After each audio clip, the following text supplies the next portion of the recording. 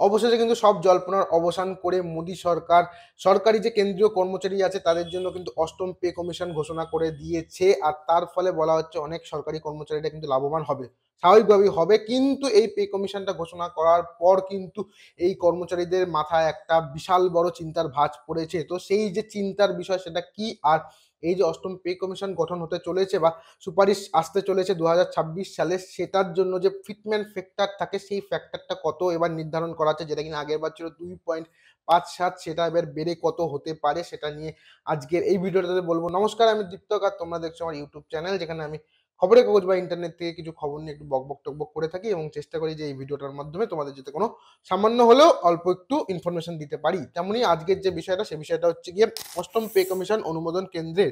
একটা সময় কিন্তু মনে হচ্ছিল যে আর হয়তো কোনো রকমের পে কমিশন গঠন করা হবে না, অথবা হয়তো এই পে কমিশন যে জিনিসটা আছে এই জিনিসটা হয়তো পুরোপুরি উঠে যাবে। কিন্তু সমস্ত জল্পনার অবসান ঘটিয়ে কিন্তু মোদী সরকার কেন্দ্রীয় সরকারি কর্মচারীদের জন্য অষ্টম পে কমিশন ঘোষণা করে দিল। 2025 সালের 16ই জানুয়ারি কিন্তু কেন্দ্রীয় মন্ত্রিসভার যে বৈঠক হয়েছে সেখানে কিন্তু এই যে পে কমিশন গঠন করার সিদ্ধান্তটা অনুমোদিত হয়েছে। আর প্রত্যেক 10 বছর অন্তর কিন্তু এই যে কেন্দ্রীয় সরকারি কর্মচারীদের জন্য এই পে কমিশন গঠন করা হয়। আর এই যে পে কমিশনটা গঠন হতে চলেছে অষ্টম পে কমিশন, সেটা সুপারিশ হবে বলা হচ্ছে 2026 সালে। সপ্তম পে কমিশন যখন গঠন করা হয়েছিল তখন সরকারি কর্মচারীদের যে বেতনের নির্ণায়ক বা সূচক যেটাকে বলা হয় ফিটমেন্ট ফ্যাক্টর, যেটা সেটা হয়েছিল হচ্ছে 2.57। আর এবার সরকারি যে কর্মচারী আছে তাদের যে সংগঠন আছে তাদের তরফ থেকে কিন্তু বলা হচ্ছে সেই যে ফ্যাক্টরটা সেটা যেন করা হয় 2.86। ফিটমেন্ট ফ্যাক্টর বলে যে ওয়ার্ডটা তোমরা শুনলে সেটা কি জিনিস, সেটা হচ্ছে গিয়ে সরকারি কর্মচারীদের বেতন নির্ণায়ক বা বেতনের একটা সূচক বলা চলে, যেটা কিনা সপ্তম পে কমিশনে ছিল 2.57, সেটা এবার বাড়িয়ে বলা হচ্ছে যে 2.86 করার জন্য। আর এটার মানে কি, সেটা ধরো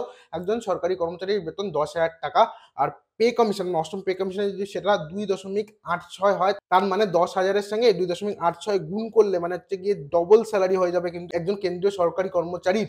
তো এই যে যেটা বলা হচ্ছে সেই অনুযায়ী যদি হয়, আমি একটা উদাহরণ দিলাম, কিন্তু এবার আসল জিনিসটা যেটা বলি সেটা হচ্ছে কি 2.86 যদি ফিটমেন্ট ফ্যাক্টর হয় তাহলে কিন্তু বলা হচ্ছে একজন কেন্দ্রীয় কর্মচারী ন্যূনতম স্যালারি হবে কিন্তু 51,500 টাকা, যেটা কিনা বিশাল অ্যামাউন্ট একটা। আর এটার সঙ্গে এটাও বলা হচ্ছে যে এই যে এতটা অ্যামাউন্টের একটা স্যালারি হচ্ছে সেটা তো একজন না, সেটা সমস্ত সরকারি কর্মচারীদের দিতে হবে, কেন্দ্রীয় সরকারি কর্মচারীদের। তো সেই একটা যে এতটা পরিমাণ অর্থ সেটা কি আদৌ এই মোদী সরকারের অর্থ ভান্ডারে আছে, সেটা নিয়েও কিন্তু একটা প্রশ্ন উঠছে। তো যেটাই হোক, বলা হচ্ছে যে 49 লক্ষ কেন্দ্রীয় সরকারি কর্মচারী এবং 65 লক্ষ কিন্তু অবসরপ্রাপ্ত কেন্দ্রীয় কর্মচারীরা এই যে অষ্টম পে কমিশনের যে স্যালারিটা হবে বা যে বেতনটা বৃদ্ধি হবে সেটার কিন্তু সুবিধা পাবে। আর তার সঙ্গে এটাও বলা হচ্ছে যে এই বছরেই কিন্তু দিল্লি এবং বিহারে ভোট।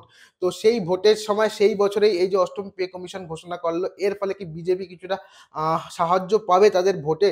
তো এই জিনিসটাও দেখার বিষয় আছে। তো বলা হচ্ছে যে এই যে অষ্টম পে কমিশনের যে সুপারিশ যখনই জমা পড়ুক, দ্রুত জমা পড়ুক বা দেরি করে জমা পড়ুক, যখনই জমা পড়ুক, এইটার সুবিধা কিন্তু 2026 সালের 1 জানুয়ারি থেকেই সরকারি কর্মচারীরা মানে কেন্দ্রীয় সরকারি কর্মচারীরা পাবে। মানে যখনই এই জিনিসটা সরকারের পক্ষ থেকে গ্র্যান্টেড হোক, কিন্তু যখনই হবে 2026-এর 1 জানুয়ারি থেকে কিন্তু সেই স্যালারি মানে সেই অ্যামাউন্টটা কিন্তু এই কেন্দ্রীয় সরকারি কর্মচারী কিন্তু পাবে। তো এতক্ষণ যেটা বললাম সেটা হচ্ছে কি অষ্টম পে কমিশন গঠন করার যে সিদ্ধান্ত নেওয়া হয়েছে সরকারের পক্ষ থেকে, তার ফলে কেন্দ্রীয় কর্মচারীরা প্রচন্ড খুশি। কিন্তু তার সঙ্গে একটা খারাপ খবর কেন্দ্রীয় কর্মচারীদের জন্য হতে পারে, সেটা হচ্ছে গিয়ে এই যে অষ্টম পে কমিশন গঠন করার জন্য অ্যানাউন্স করে দেওয়া হলো, কিন্তু তার ফলে যেটা হচ্ছে সেটা হচ্ছে গিয়ে 3টে কিন্তু কেন্দ্রীয় সরকারি কর্মচারীদের ডিএ বকেয়া আছে, সেই ডিএ কিন্তু তাহলে তারা আর পাবে না।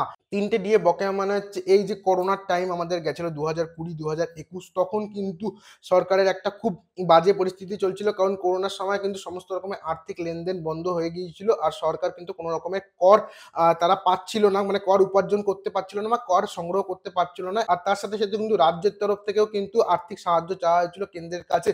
তো এই সমস্ত কিছুকে দেখে কিন্তু সেই সময় 3টে ডিএ কিন্তু বকেয়া রেখে দিয়েছিল কেন্দ্রীয় সরকার। বলা হয়েছিল পরবর্তীকালে যখন সময় ঠিক হবে বা পরিস্থিতি যখন ঠিক হবে তখন কেন্দ্রীয় সরকার কিন্তু এই ডিএ গুলো আস্তে আস্তে মিটিয়ে দেবে, কিন্তু নিশ্চয়তা দেওয়া হয়নি। বলা হয়েছিল হতে পারে, কিন্তু সেই জিনিসটাই কিন্তু শেষমেশ হয়তো আর হবে না, কারণ পে কমিশনে কিন্তু অ্যানাউন্স করে দেওয়া হয়ে গেল। আর পে কমিশন একবার অ্যানাউন্স করে দেওয়া হয়ে গেলে কিন্তু সেই যে বকেয়াটা সেই বকেয়াটা কিন্তু আর হবে না। আর সেদিক দিয়ে দেখতে গেলে বলা হচ্ছে কিন্তু আলটিমেটলি কিন্তু অর্থ দপ্তর মানে কেন্দ্রীয় অর্থ দপ্তর কিন্তু এখানে লাভবান হবে। বলা হচ্ছে প্রত্যেক কিস্তিতে মানে প্রত্যেক ৩ টে যে বকেয়া আছে কিস্তি, সেই প্রত্যেক কিস্তিতে যদি ৩% করেও বাড়ে, সেক্ষেত্রে কিন্তু বলা হচ্ছে গিয়ে প্রত্যেক ডিএতে ৯ থেকে ১০ কোটি, ১০,০০০ কোটি টাকার কিন্তু স্যালারি দিতে হতো কেন্দ্রীয় সরকারকে, সরকারি কর্মচারীদের। সেদিক দিয়ে দেখতে গেলে ৩ টে কিস্তিতে গিয়ে দাঁড়ায় হচ্ছে ৩০,০০০ কোটি টাকা। তো এই যে অষ্টম পে কমিশনটা অ্যানাউন্স হলো, তার ফলে কিন্তু আগের যে এই বকেয়া ৩ টে ডিএ সেটা কিন্তু আহ একদম ক্যানসেল হয়ে যেতে পারে, সেটা কিন্তু আর পাবে না। তার ফলে কিন্তু বলা হচ্ছে যে কেন্দ্রীয় অর্থ দপ্তর প্রায় ৩০,০০০ কোটি টাকা কিন্তু লাভবান হবে, মানে তাদের আর সেই টাকাটা দিতে হবে না। তো এই ছিল কেন্দ্রীয় সরকারের যে অষ্টম পে কমিশন গঠন হচ্ছে, আর তার ফলে যেটা হচ্ছে সেটা হচ্ছে গিয়ে সরকারি কর্মচারীদের একটা বেতন তো বাড়ছে, কিন্তু তাদের একটা খারাপও জিনিস হচ্ছে, সেটা হচ্ছে কি মানে হচ্ছে বলছি না, হতে পারে, সেটা হচ্ছে গিয়ে বকেয়া যে ৩ টে ডিএ ছিল করোনার টাইমে, সেই বকেয়া ৩ টে ডিএ কিন্তু তারা আর পাবে না। সেই ৩ টে বকেয়া দিয়ে কিন্তু বলা হচ্ছে যে ক্যানসেল হয়ে যেতে পারে। ১লা ফেব্রুয়ারি কিন্তু আমাদের দেশের কেন্দ্রীয় বাজেট পেশ হতে চলেছে, এবং সেই বাজেট পেশ করতে চলেছেন নির্মলা সীতারামন, যে কিনা কেন্দ্রীয় অর্থমন্ত্রী। তো এই নির্মলা সীতারামন কি বাজেটে অষ্টম পে কমিশন নিয়ে কিছু বলবেন? আর ৩ টে যে ডিএ বকেয়া আছে সেই বকেয়া নিয়ে কি তিনি কিছু বলতে পারেন? সেদিকে কিন্তু তাকিয়ে আছেন কেন্দ্রীয় সরকারি কর্মচারীরা। তো আজকের এই ভিডিওটা আমি এখানেই শেষ করছি। ভিডিওটা তোমাদের কেমন লাগলো সেটা তোমরা জানাতে পারো কমেন্ট করে। ভিডিওটা ভালো লাগলে ভিডিওকে লাইক করতে পারো, শেয়ার করতে পারো। আর আমার চ্যানেলে নতুন হয়ে থাকলে প্লিজ আমার চ্যানেলটাকে সাবস্ক্রাইব করতে পারো। দেখা হচ্ছে আবার পরে অন্য কোনো একটা ভিডিওতে। ততক্ষণ সবাই ভালো থাকো, সুস্থ থাকো, আর সত্যমেব জয়তে।